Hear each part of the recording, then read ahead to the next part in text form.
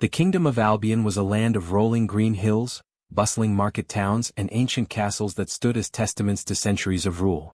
When Charles III ascended the throne, the air was thick with hope. The people lined the streets, waving banners and cheering as the young king rode through the capital, his golden crown glinting in the sunlight. He was their savior, the son of the beloved Charles II, and they believed he would lead them into a new golden age. But hope, as it often does, began to fray at the edges.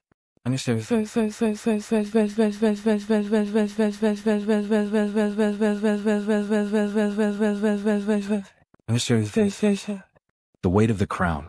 Charles III was not a cruel man. He was kind-hearted, even tender at times, with a love for poetry and music that endeared him to the artists of the court. But kindness alone does not make a king. From the moment he placed the crown on his head, he felt its weight, not just physically but in the expectations of his people, the whispers of his advisors, and the shadow of his father's legacy. He tried to fill his father's shoes, but they were too large. Charles II had been a ruler of steady hands and sharper wit, a man who could silence a room with a single glance. Charles III, by contrast, was uncertain. He second-guessed every decision, seeking validation from those around him. His advisors, sensing his vulnerability, began to manipulate him. They flattered him, telling him he was wise beyond his years, and he clung to their words like a drowning man to a lifeline.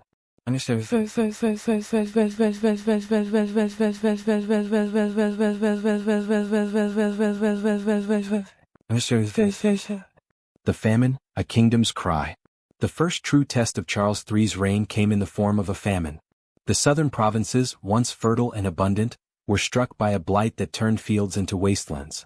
The people cried out for help, their voices carrying on the wind like a mournful song. But in the opulent halls of the palace, those cries were drowned out by the clinking of goblets and the laughter of courtiers. Charles III was not heartless. When he first heard of the famine, he felt a pang of guilt. He ordered his advisors to send aid, but they assured him the situation was under control. "The peasants are resilient, Your Majesty," they said. "They will endure." And so, Charles III turned his attention to the grand festival celebrating his 10th year on the throne. He told himself the festival would lift the spirits of the people, but deep down, he knew it was a distraction, a way to silence the gnawing doubt in his heart. The festival was a spectacle of excess. Tables groaned under the weight of roasted meats and fine wines, while musicians played lively tunes. Charles III sat on his throne, a forced smile on his face as the people outside the palace walls starved. That night, as he lay in his bed, he dreamed of gaunt faces and hollow eyes. He woke in a cold sweat, but by morning the dream had faded, replaced by the comforting lies of his advisors.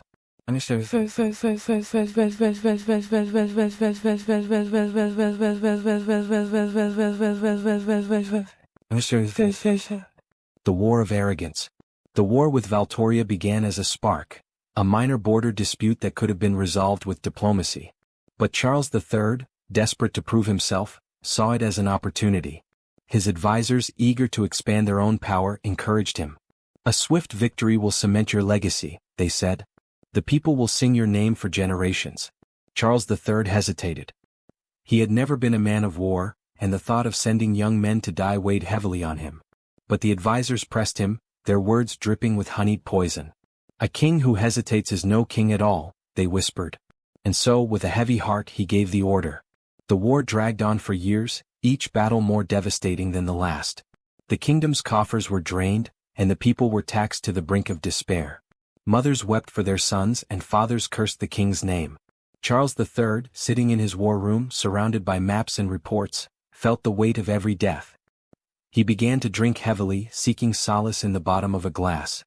His once bright eyes grew dull, and his hands trembled as he signed orders sending more men to their doom.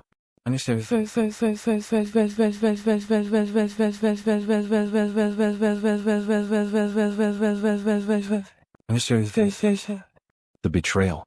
Lord Alaric had been Charles III's most trusted advisor, a man who had stood by his side since the beginning. But Alaric was not a man of loyalty, he was a man of ambition. He saw the cracks in Charles III's rule and knew the kingdom was ripe for the taking. He began to conspire with other nobles, weaving a web of deceit that would ensnare the king. One night, as Charles III sat alone in his chambers, staring at the portrait of his father, Alaric entered with a group of armed guards. The betrayal was swift and brutal. The kingdom can no longer bear your incompetence, Alaric said, his voice cold and unyielding. Charles III, his heart breaking, could only nod. He had known this day would come, though he had never admitted it to himself.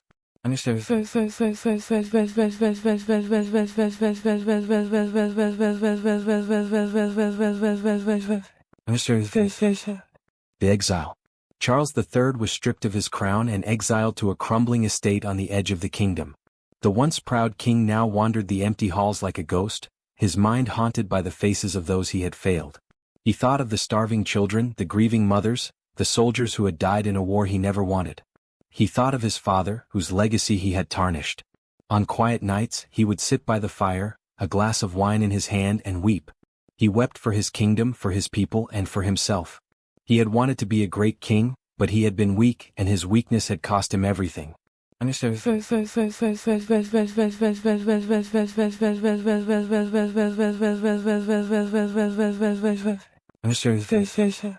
The legacy. In the years that followed, Albion began to heal. The war ended, the famine passed, and the people found new hope under a different ruler. But the story of Charles III was not forgotten. It was told in hushed tones, a cautionary tale of a king who loved his kingdom but failed to lead it. Charles III died alone, his name a footnote in the history books. But in his final moments he found a measure of peace. He had learned too late the true weight of a crown, not in gold or jewels, but in the lives and dreams of the people it was meant to protect.